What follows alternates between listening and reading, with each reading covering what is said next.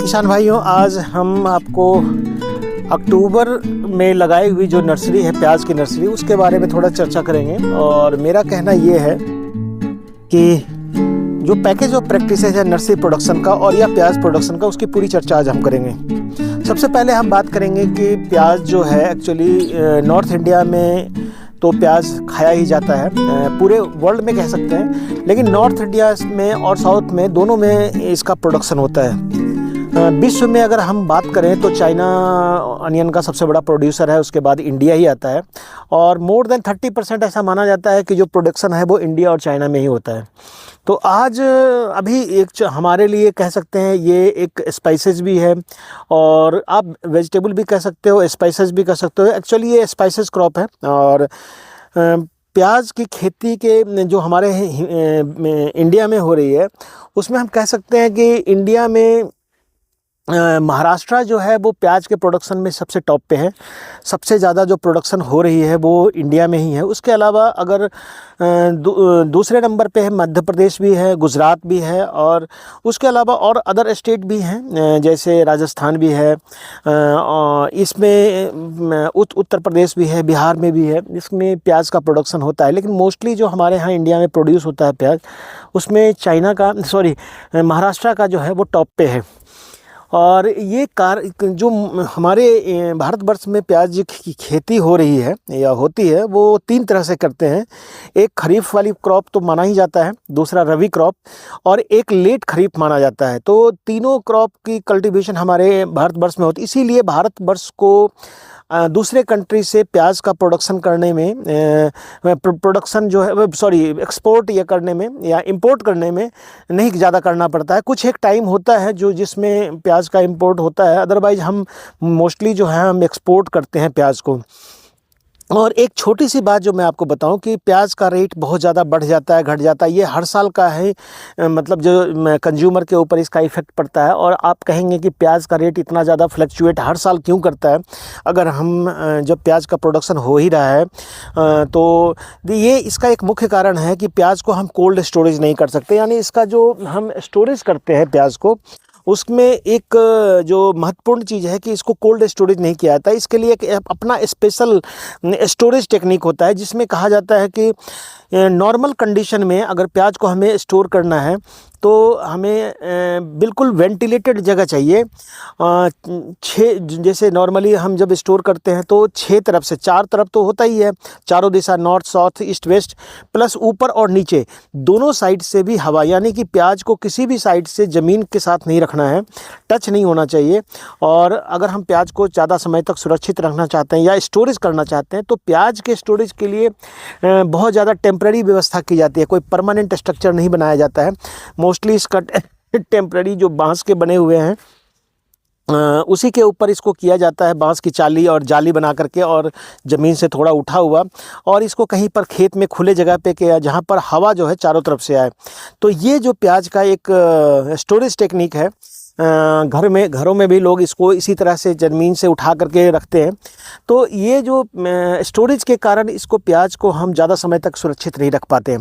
अब हम प्याज को ज़्यादा समय तक सुरक्षित नहीं रख पाते हैं, इसलिए हमारा जो प्याज है मोस्टली प्याज उखाड़ने, यानी कि प्याज की जब हार्वेस्टिंग हो जाती है अप्रैल के महीने में या मई में रख लीजिए, तो मई, जून, जुलाई, अगस्त तक ये प्याज को स्प्राउटिंग नहीं होता, या इसमें लुंगे, या इसमें कह सकते हैं कि इसमें जर्मिनेशन इसके बल्ब में स्टार्ट नहीं होता। लेकिन जैसे ही ह्यूमिडिटी की मात्रा बढ़नी शुरू होती है जुलाई के, अगस्त के बाद, तो ये इसका इफ़ेक्ट ऐसा होता है कि मैक्सिमम अक्टूबर सितंबर आते आते या अगस्त के लास्ट आते आते उसमें जो है स्प्राउटिंग शुरू हो जाती है, या उसमें प्याज का जो क्वालिटी है वो डिटेरियोरेट होने लगता है, या कह सकते हैं कि उसकी जड़ें जो है वो वायुमंडल से हवा को, मॉइस्चर को एब्जॉर्ब करता है, और इसके कारण से उसका जो ग्रोथ होता है उसमें स्प्राउट्स के रूप में निकलने लगते हैं। और जिसकी मार्केट वैल्यू आपको पता ही है कि मार्केट वैल्यू उसके बाद जब एक बार प्याज स्प्राउट हो गया तो मार्केट वैल्यू इसकी जीरो हो जाती है। तो यही है प्याज की पूरी कहानी, जो इसके कारण से प्याज जो है नॉर्मली हमारा जो है वो उसमें क्या बोलते हैं स्टोर केयर नहीं किया जाता है। इसके कारण से इसका जो मार्केट है वो फ्लक्चुएट करता है। वो इवन देन आपने देखा होगा कि आलू के केस में वो उल्टा है। आलू को हम स्टोर करते हैं तो पूरे साल आलू की कल्टीवेशन भी नहीं होती है, लेकिन आलू को हम चूँकि कोल्ड स्टोरेज में जितना चाहे हम उसको स्टोर करके रखते हैं और 3, 4, 5, 6 महीने तक स्टोर करते हैं जब तक कि नया आलू नहीं आता है।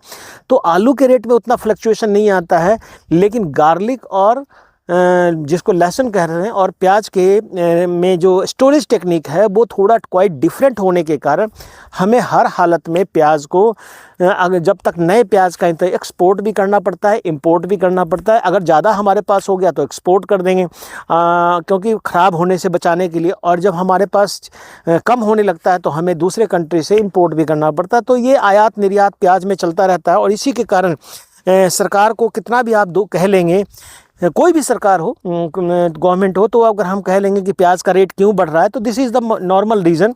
अदरवाइज किसान भी जो उगाता है हज़ारों क्विंटल प्याज उगाता है महाराष्ट्र में, वो भी अपने पास स्टोर नहीं कर पाता। 4 महीने तक इंतज़ार करता है वो, और उसके बाद देखता है कि जब प्याज का रेट नहीं बढ़ रहा है तो अल्टीमेटली वो बेच देता है, क्योंकि जानता है कि टोटल लॉस से बेटर है कि हमको कुछ रिकवरी हो जाए। तो यही एक कारण है जिसके कारण से किसान भी इसको स्टोरेज नहीं कर पाता है। अब हम आते हैं इसके प्रोडक्शन टेक्निक के बारे में। नॉर्मली मैंने आपको बोला कि 3 समय में प्याज होता है, और एक है जो खरीफ प्याज जिसकी जो नर्सरी हम है वो मई जून में लगाते हैं, जुलाई में उसकी ट्रांसप्लांटिंग करते हैं, और अगस्त सितंबर अक्टूबर में उसकी हार्वेस्टिंग कर लेते हैं। ये थोड़ा सा, और जो एक लेट खरीफ होता है जिसको अगस्त सितंबर में लगाते हैं और इसकी नवंबर दिसंबर में हार्वेस्टिंग हो जाती है।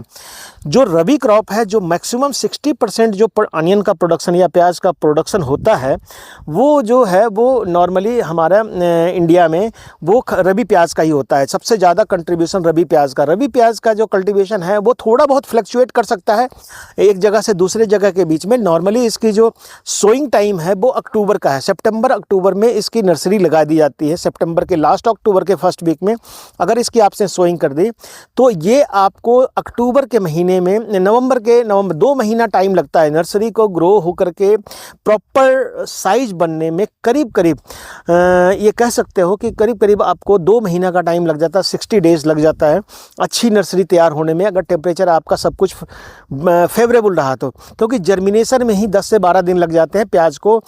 इसके लिए जो टेम्परेचर चाहिए वो 15 से 25 डिग्री टेम्परेचर के बीच में चाहिए। रात का टेम्परेचर भी डाउन नहीं होना चाहिए।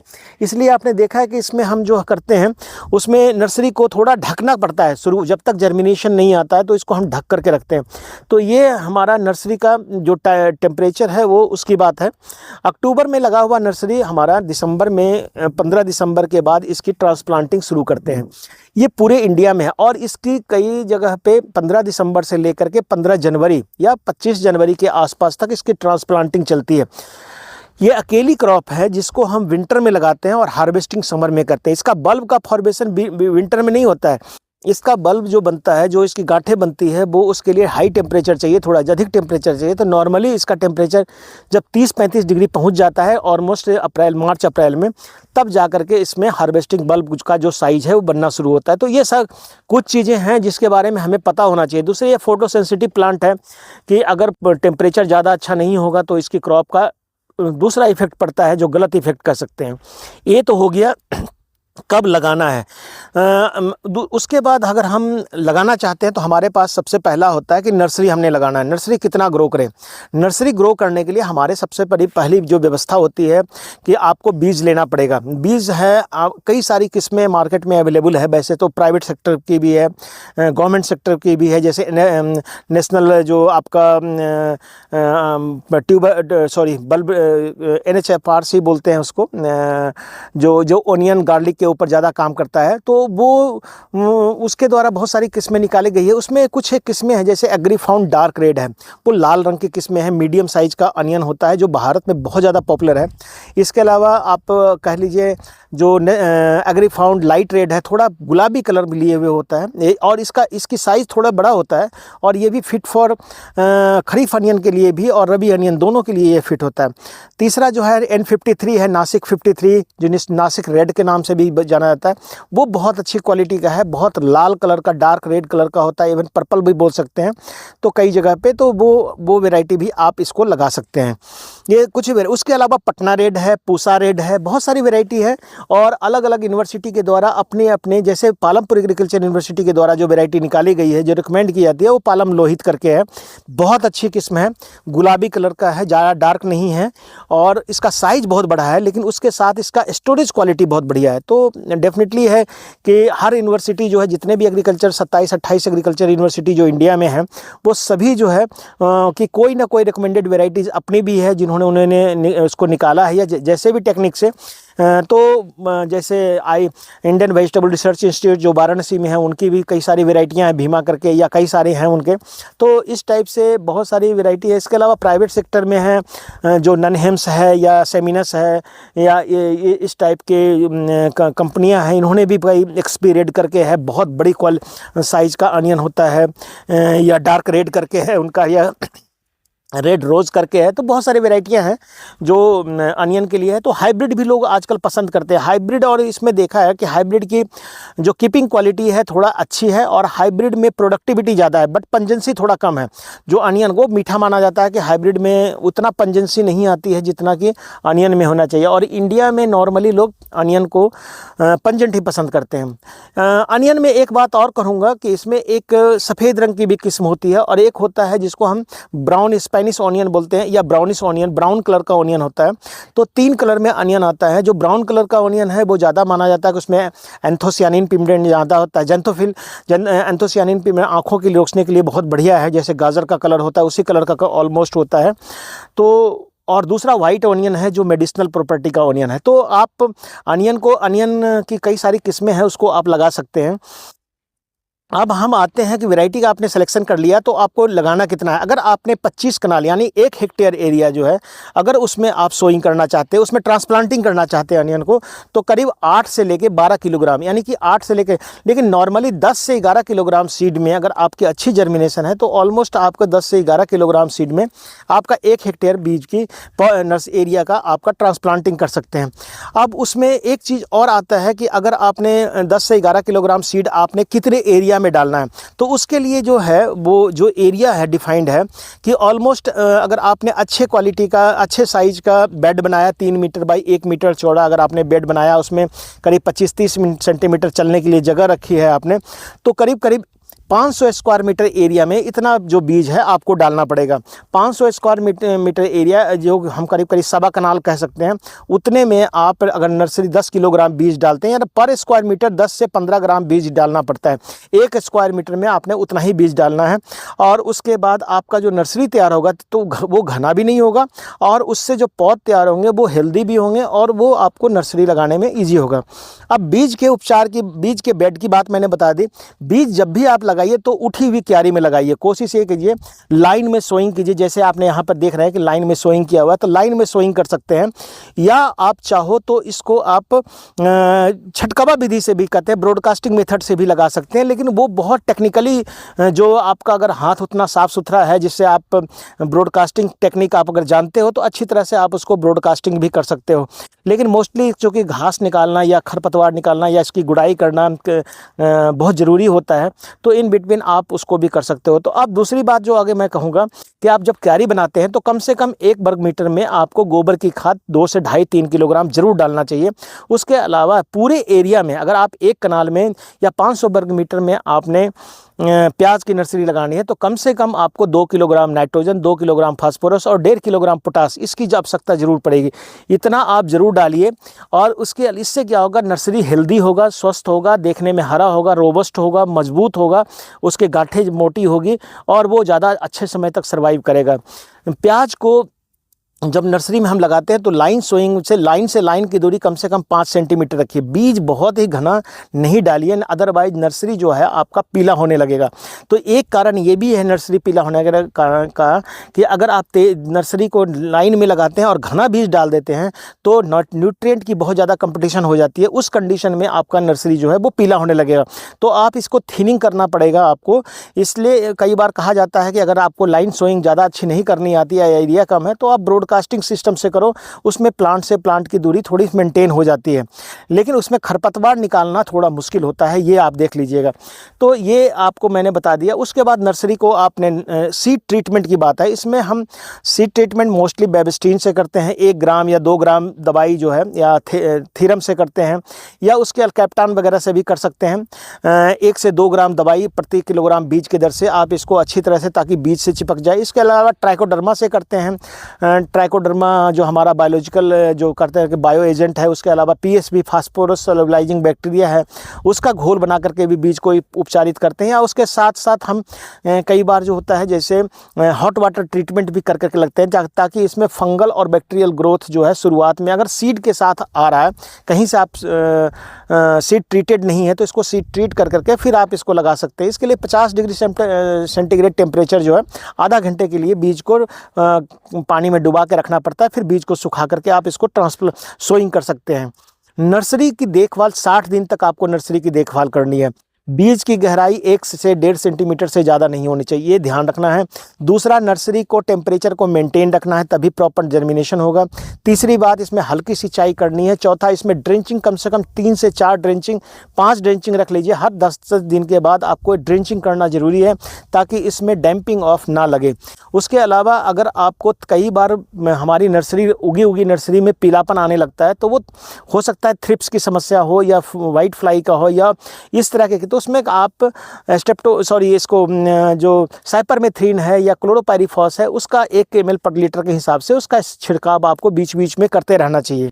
कई बार नर्सरी जो है आपकी पीली हो जाती है, तो उस कंडीशन में उस पीलापन को कंट्रोल करने के लिए, अगर आपकी नर्सरी बहुत ज़्यादा पीली हो रही है तो उस कंडीशन में आपको पानी कम करना है, गुड़ाई करना है और उसमें आपने गोबर की खाद NPK जो है, जो घुलनशील होता है, लिक्विड फर्टिलाइजर रहता है, उसको देना आवश्यक होता है। नर्सरी आपको 5 महीने बोला कि बेबिस्टीन, डायथेनियम 45, रिडोमिल और जो है इससे आपको, या कई बार होता है कि आपको जैसे बहुत ज़्यादा प्रॉब्लम आ गई है, डैम्पिंग ऑफ रुक नहीं रहा है, तो मेटालैक्सिल वगैरह का भी स्प्रे इसमें किया जाता है। नर्सरी को आप प्रॉपरली मेंटेन करने के लिए आपको शुरुआत से ही ध्यान रखना पड़ेगा, अदरवाइज आपका नुकसान बहुत हो सकता है। कई बार पूरी उगी हुई नर्सरी भी आपकी ख़त्म हो सकती है। पीलापन जब आता है, इसमें एक चीज़ और है, कई जगह पे टेम्परेचर कई रात में एकदम से ठंडा पड़ने लगता है। तो नॉर्मली आप प्याज की नर्सरी एश्योर करना चाहते हैं तो प्लास्टिक के सीट से इसको इस तरह से बना करके आप इसको, और इसके ऊपर रात के समय या शाम के समय इसके ऊपर प्लास्टिक की सीट डाल दीजिए, ताकि इसको कोहरे का, अगर जहाँ कोहरा जल्दी पड़ने लगता है वहाँ सिचुएशन आती है कि वो नर्सरी जो है वो पूरा सूखने भी लगता है। तो ये कंडीशन आप इसको देख लीजिएगा। दूसरी बात मैं कहूँ, अब नर्सरी आपका 60 दिन में तैयार हो जाएगा। 60 दिन की नर्सरी आपकी अगर हेल्दी, आपने सब कुछ देखभाल अच्छी तरह से किया है, तो 60 दिन की नर्सरी की में आपको लगाने के लिए हो जाएगा। तो अक्टूबर नवंबर की बात हो, दिसंबर में आप कभी भी इसकी ट्रांसप्लांट, ऐसा नहीं होता, इसका नर्सरी बहुत तेज़ी से ग्रोथ नहीं करता है, इसलिए इसको लगाने के लिए ज़्यादा हड़बड़ाने की ज़रूरत नहीं है। बहुत ज़्यादा लोग कई बार सोचते हैं कि नर्सरी का साइज़ बहुत हो गया। प्याज की नर्सरी में 2 ऑप्शन होते हैं। अगर प्याज की नर्सरी ओवर ग्रोथ कर गई, हो सकता है कि वहाँ का क्लाइमेट बढ़िया हो जहाँ आप लगा रहे हैं, तो इसकी कटिंग करके भी, इसको ऊपर के पत्ते को काट करके जब उखाड़ते हैं तो काट करके उसके ऊपर वाले पत्ते को और इसके साइज़ को थोड़ा छोटा करके इसको ट्रांसप्लांटिंग कर सकते हैं। इसलिए बहुत ज़्यादा अंतर नहीं पड़ता है। ये तब है जब आपका नर्सरी जो है वो ओवर ग्रोथ कर गया हो। दूसरी बात, जब आप नर्सरी लगा रहे हैं, अब नर्सरी आपकी तैयार है तो खेत में आपने इसको ट्रांसप्लांट करना है। 12-32-16 की ज़रूरत हमारे को सब जगह पड़ती है। अगर मोस्टली आजकल यूरिया फर्टिलाइज़र कम ही मिलता है, गोबर की खाद कम से कम 200 क्विंटल गोबर की खाद पर हेक्टेयर आपको प्याज के उत्पादन के लिए ज़रूर मिलाना चाहिए। 200 से 250 क्विंटल एक हेक्टेयर 25 कनाल के खेत के लिए। और उसमें 100 से 100 kilogram nitrogen, 100 kilogram phosphorus, 100 kilogram potash वाला सिस्टम ही रखिए। 100-100-100। अगर आपका मिट्टी जाँच हो गया तो मिट्टी जाँच करवा लीजिए, लेकिन कम से कम 100-100 और 60 इतना तो आप NPK को ज़रूर रखिए, आप इसमें दीजिए। अगर आप 12-32-16 यूज कर रहे हैं तो कम से कम 4 किलोग्राम से लेकर के 6 किलोग्राम प्रति कनाल इसका आप ट्रांसप्लांटिंग से पहले आप यूज कर सकते हैं। अब आता है कि नर्सरी में कई बार लोग छटकावा लगाते हैं, तो क्या उसमें वीड कंट्रोल कर सकते हैं? वीड कंट्रोल नर्सरी में कभी भी आप कोई भी नर्सरी लगाइए तो एक दवाई जो है जिसको हम खरपतवारनाशी स्टॉम्प कहते हैं, स्टॉम्प को बिजाई से पहले जैसे आप बीजने जा रहे हैं, नर्सरी को बिजाई कर दिया, उसके बाद उससे आपने फुहारे से स्प्रे कर दीजिए। तो माना जाता है कि 25 से 30 दिन तक उसमें खरपतवार को रोक के रखता है, बाकी आपके सीड को जर्मिनेट करने में कोई नहीं रोकेगा। तो एक तो ये है, लेकिन वो 24 घंटे के अंदर स्प्रे होना चाहिए। 3 ml पर लीटर पानी में मिला करके स्टॉम्प को आप कर सकते हैं। अगर आप ट्रांसप्लांटिंग करने जा रहे हैं तो आपके खेत में नमी होना चाहिए, तो इसको रोपाई के पहले आप इसको पूरे खेत में स्टॉम्प को स्प्रे कर दीजिए खेत तैयार करने के बाद, और उसके बाद आप ट्रांसप्लांटिंग कर सकते हैं। तो प्री प्लांटिंग जो होता है, जैसे कई बार होता है कि लोग कहते हैं कि प्याज में गुड़ाई बहुत ज़रूरी है। गुड़ाई का एक मकसद ये भी होता है कि इसके खरपतवार चूँकि ज़्यादा आते हैं, तो उस खरपतवार को रोकने के लिए शुरुआत से ही फ्लूक्लोरालिन है या आपका मेटालाक्लोर है या आपका पेंडिमेथिलिन है, ये तीनों जो हैं प्री इमर्जेंस है। तो इसको आप मिट्टी में मिला सकते हैं, स्प्रे कर सकते हैं, और उसके बाद आप ट्रांसप्लांटिंग कर सकते हैं। ये पौधों को नुकसान नहीं करता है, ये नुकसान करेगा सिर्फ घास को। तो खरपतवार को निकलने, जर्मिनेट नहीं करने देता है। उसके खरपतवार के बीज को मारता तो नहीं है, लेकिन उसको जर्मिनेट रोक के रखता है 25-30 दिन तक। तो ये थोड़ा सा ध्यान रख लीजिए। उसके अलावा आता है कि अगर आप ट्रांसप्लांटिंग करने जा रहे हैं तो ऑलमोस्ट मैंने बोला कि 15 दिसंबर या 25 दिसंबर से लेकर के 25 जनवरी के बीच में आप अनियन को लगाइए, बहुत अच्छा बनेगा, बल्ब बनेगा, और दूसरा इसमें फूल आने की संभावना कम रहेगी। बीज के चुनाव में एक बात मैंने कहना भूल गया कि बीज का चुनाव जब भी आप करिए तो बीज के बारे में ये ध्यान रखिए कि बीज जो है वो 1 साल से ज़्यादा पुराना नहीं होना चाहिए। बहुत पुराना बीज लगाएंगे तो उसमें बोल्टिंग की समस्या आती है, या उसमें जर्मिनेशन की भी समस्या आती है, कम अंकुरन होगा, उसको पौधे की ग्रोथ में भी फर्क पड़ जाता है। दूसरा बात, अगर आप ट्रांसप्लांटिंग करने के लिए प्याज को जा रहे हैं, मान लें ट्रांसप्लांटिंग करना, तो 15 सेंटीमीटर लाइन से लाइन की दूरी और पौधे से पौधे की दूरी 10 सेंटीमीटर को जरूर मेंटेन कीजिए। ये कई बार डिपेंड हो सकता है कि आपने प्याज का कौन सा वैरायटी लगाया है, लेकिन नॉर्मली 15 बाई 10 सेंटीमीटर का आप डिस्टेंस जरूर मेंटेन कीजिए। गोबर की खाद, नाइट्रोजन, जो मैंने बोला कि नाइट्रोजन की मात्रा, इवन सल्फर, अगर आपके खेत में सल्फर की कमी है, जिंक की कमी है, तो सल्फर और जिंक की मात्रा जो 25 किलोग्राम करीब जिंक सल्फेट या जिप्सम के रूप में, इसको पहले ही खेत के, जिस समय आप NPK डाल रहे हैं खेत की तैयारी के समय, उसी समय आप इसको डाल दीजिए। सल्फर का वैसे बाद में स्प्रे भी होता है, तो आप स्प्रे भी कर सकते हैं, और सल्फर प्रोडक्शन को बहुत ज़्यादा प्रभावित करता है, अनियन का और गार्लिक को। तो अगर अच्छा प्रोडक्शन करना चाहते हैं और आपके खेत में रियली में सल्फर की कमी है, अगर मिट्टी टेस्ट नहीं भी करवाए हैं, तब भी आप इसको 25 किलोग्राम से लेकर 30 किलोग्राम पर हेक्टेयर के हिसाब से, 1 किलोग्राम पर केनाल के हिसाब से आप इसको यूज़ कर सकते हैं, या जिप्सम का आप यूज कर सकते हैं। तो ये आपका है जो फर्टिलाइज़र की आवश्यकता पड़ती है। नर्सरी को जब आप ट्रांसप्लांट करने जाइए तो राइजो एजोटोबैक्टर वगैरह से आप इसको जो है, या जो PSB है उसका जो बायोलॉजिकल आता है, PSB का पाउडर आता है, और वो उसमें फंगस होते हैं, और उसको आप घोल करके पानी में उसके रूट को ट्रीट करके उसमें डीप करके और फिर आप इसको ट्रांसप्लांट कीजिए, तो बल्ब का साइज़ बहुत बढ़िया होगा। कई लोग बोलते हैं कि हाँ, प्याज के बल्ब को अगर बड़ा करना चाहें तो शुरुआत में ही, नर्सरी स्टेज में जब आप ट्रांसप्लांटिंग करने जाते हैं, तो इनसे आप ट्रीट करके ही आप उसके बाद उसमें लगाइए।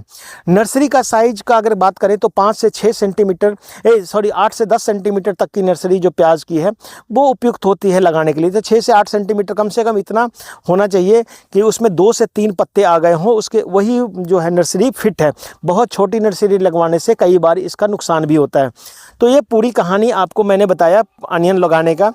अनियन में खरपतवार नियंत्रण की भी बात होती है। कई बार लोग खरपतवार नियंत्रण के लिए करते हैं कि हमारे को देखिए अगर आप अनियन लगाना चाहते हैं तो आप कम से कम 3 गुड़ाई दीजिए, और वो गुड़ाई कब होनी चाहिए, फरवरी के बीच में कभी दीजिए और मार्च में 2 गुड़ाई, तो यानी 3 गुड़ाई अगर आप देते हैं और उसके बाद इरिगेशन देते हैं तो आपका बल्ब का साइज़ बढ़िया बनेगा। दूसरी बात, अनियन में खरपतवार अगर ज़्यादा आ गया, कंट्रोल से बाहर है और आपको लेबर नहीं मिल रहा है, उस कंडीशन में आप जो ऑक्सीफ्लोराफेन है जो करीब करीब 15 लीटर में 5 ml डाल करके 15 लीटर पानी में 5 ml को मिलाइए और उसका स्प्रे कर दीजिए। वैसे जब भी आप स्प्रे कीजिए तो इसमें लापरवाही बिल्कुल नहीं बरतना है, नहीं तो पूरी नर्सरी आपके पूरा जो पौध है प्याज का वो सूख सकता है।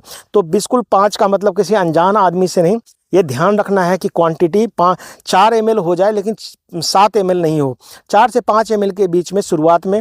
उसके बाद जब पौधा करीब 2-3 महीने का हो जाता है, 2-2.5 महीने का, तो उसके बाद आप 6 ml, और तो थोड़ा और बड़ा हो जाए तो 7 ml एक पंप में डालकर यानी 15 लीटर में डाल करके आप इसका स्प्रे कर सकते हैं। और नॉर्मली जो पानी है जो फरवरी मार्च अप्रैल का महीना में इसको पानी चाहिए, इरिगेशन प्याज को चाहिए लेकिन कम मात्रा में चाहिए, फ्रीक्वेंट चाहिए। तो ऑलमोस्ट 1 सप्ताह में 1 इरिगेशन की आवश्यकता प्याज को पड़ती है। ये डिपेंड करता है कि आपकी मिट्टी कैसी है, सॉइल कैसा है, कैसा आपने उसको कैसे खेत में आपने लगाया है, गोबर की मात्रा कितनी डाली है, सब पे डिपेंड करता है। या वहाँ के जलवायु के ऊपर कि वहाँ पर तेज़ धूप पड़ रही है या वहाँ बीच में बारिश भी हो रही है, तो इस सब पे डिपेंड करता है। तो आप उसके अनुसार इरिगेशन दे सकते हैं। 3 गुड़ाई जरूर कीजिए। अगर आपको मैंने बोला कि ऑक्सीफ्लोराफेन दवाई 100% ऐसा है कि जो आपके खेत में उगे हुए खरपतवार को ख़त्म कर सकता है प्याज की लगी हुई फसल में, लेकिन अगर आप इसकी मात्रा ज़्यादा डालेंगे तो इसका आफ्टर इफेक्ट पौधे के ऊपर पड़ता है, पत्तियां सूख भी सकती है, वो प्रोडक्शन घट भी सकता है। इसलिए इसको स्प्रे करने में बिल्कुल सावधानी बरतनी है, रिकमेंडेड है, ये इसमें किया जाता है। और किसान भाइयों, और मैं बोलूँगा कि प्याज को जब आप हार्वेस्ट कर लेते हैं, नॉर्मली प्याज में आप देखते हो कि फूल आने लगता है, फूल आने लगता है तो उसका एक बड़ा कारण है प्याज आपका बीज आपने पुराना लगाया है, प्याज का जो नर्सरी जल्दी लगा दी है, या नर्सरी आपने लेट लगाई है, या आपने ट्रांसप्लांटिंग है बहुत जल्दी नवंबर के महीने में ही ट्रांसप्लांट कर दिया है। ये बहुत सारे कारण हैं जिसके कारण से इसमें आपको जो है प्याज में फूल आ सकते हैं, फूल आने की संभावना बुक्के जिसको बोलते हैं, तो इनसे बचना चाहिए। दूसरा, कई बार बहुत दिन तक सूखा रख करके बीच में हम इरिगेशन दे देते हैं, तो वो भी एक कारण हो सकता है। तो किसान भाइयों, आज मैं आप लोगों को प्याज के दूसरा, लास्ट में जब आप हार्वेस्टिंग करते हैं तो हार्वेस्टिंग के बाद आप प्याज को पूरी तरह से सूखने दीजिए। कम से कम 10 से 15 दिन पहले आप इरिगेशन बंद कर दीजिए, उखाड़िए इसको, उखाड़ने के बाद इसको थोड़ा 2-3 धूप लगाइए, इसके जड़ के भाग को भी काटिए, इसके पत्ते को भी काट करके और इसको स्टोरेज कीजिए। नॉर्मली मैं तो किसानों को कहता हूँ कि अगर इनकम जनरेट करना है तो आप इसकी स्टोरेज टेक्निक को थोड़ा ध्यान रखें। अगर आप स्टोरेज कर सकते हैं अपने प्याज को तो आप अच्छी तरह से स्टोरेज कर सकते हैं, तो 6 से 8 महीने तक प्याज को आसानी से रखा जा सकता है। तो अगर आप इसको स्टोरेज करेंगे तो ये फ़ायदा होगा। इसके अलावा कई सारे हार्मोन हैं जो इसके स्प्राउटिंग को मतलब इसके स्टोरेज को बढ़ाते हैं, लेकिन मैं तो आपको यही कहूँगा कि आप स्टोरेज के लिए आप अपनी व्यवस्था करिए। प्याज को खेत से मत बेचिए, खेत में उगने दीजिए, और जब खेत में से उखाड़िए तो उसको कम से कम 6-7 महीने तक आप स्टोरेज कीजिए। आपको जितना आप स्टोरेज टेक्निक के ऊपर ध्यान रखेंगे उतना ज़्यादा आपको पैसा मिलेगा, क्योंकि मार्केट में इसका रेट अगस्त के सितंबर के बाद बढ़ना शुरू हो जाता है। तो जहाँ आपका प्याज 10 रुपये किलो बिकता है, डेफिनेटली है वो 25, 30, 40 रुपये तक आपको रेट देगा। तो ये डिपेंड करता है कि आप इसको स्टोरेज करते हैं या सीधे मंडी में बेच देते हैं। तो किसान भाइयों, आज मैं आपको प्याज के बारे में सारी बातें बता रहा था, और चूँकि नर्सरी से मैं था, ये हमारा नर्सरी लगा हुआ है, पालम लोहित वैरायटी है, बड़ी अच्छी ग्रोथ है इसकी। और चूंकि यहाँ ठंड ज़्यादा पड़ती है इसके कारण से इसमें थोड़ा सा आप देख रहे हैं कि लस ग्रीन जो है उतना नहीं है, लेकिन ये नर्सरी थोड़े दिनों के बाद जब इसको चूंकि गुड़ाई भी किया गया है और इसके बाद इसमें बीच बीच में डायथेनियम 45, बेबिस्टिन और रीडोमिल से ड्रेंचिंग भी की जा रही है। तो 1-2 इस स्टेज में आकर के अगर इसको हम थोड़ा सा स्प्रे कर देंगे 19-19 का या 26-26 का जो हमारा लिक्विड फर्टिलाइज़र आता जाता है नाइट्रोजन के रूप में, तो उसका बाद इसका ग्रोथ बहुत तेज़ी से हो जाएगा। तो चूँकि इसको अभी ज़्यादा ग्रोथ करवाना नहीं है इसलिए, और इसमें 2 वैरायटी लगाई गई है, AFDR है और पालम लोहित है। थोड़ा सा N53 भी इसमें लगाया हुआ है। तो ये किस्में हैं। तो प्याज के इस नर्सरी ब्लॉग से हम आपको पूरी जानकारी देना चाह रहे थे। अगर आपके प्याज में पीलापन, पूरी वीडियो अगर आप देखते हैं, प्याज में पीलापन आने का एक मात्र कारण, एक कारण नहीं हो सकता है, 5-6 कारण है। उसमें सबसे पहला कारण है कि अगर कच्चा गोबर आपने प्रयोग किया है तो पीलापन आएगा, नाइट्रोजन की कमी रहेगी तो पीला होगा, अगर प्याज आपका जो है आपने बहुत ज़्यादा पानी दे दिया है तो पीला होगा, ओवर क्राउडिंग है, बहुत घना लगा दिया है तो प्याज पीला हो सकता है, कोहरा अगर गलती से पड़ना शुरू हो गया है तो पीलापन आएगा, और अगर आपने प्लांट सूख रहा है यानी पानी की कमी है तो भी पीलापन आएगा। तो ये कुछ कारण हैं जिसके कारण से, इसके अलावा थ्रिप्स के कारण भी पीलापन आ सकता है। थ्रिप्स की समस्या हो, अगर आपका जो रस चूसता है पत्ते का और वो दिखता नहीं है, वाइट फ्लाई के कारण भी। तो ये सारे 5-6 कारण हैं जिसके कारण से प्याज में पीलापन भी आता है और प्याज के पत्ते सूखने भी लगते हैं। कोई भी दवाई करने से पहले किसी वैज्ञानिक से, किसी अच्छे से सलाह ज़रूर लीजिए आप, और उसके बाद आप इसमें ट्रीटमेंट कीजिए तो आपको सफलता मिलेगी। थैंक यू, धन्यवाद।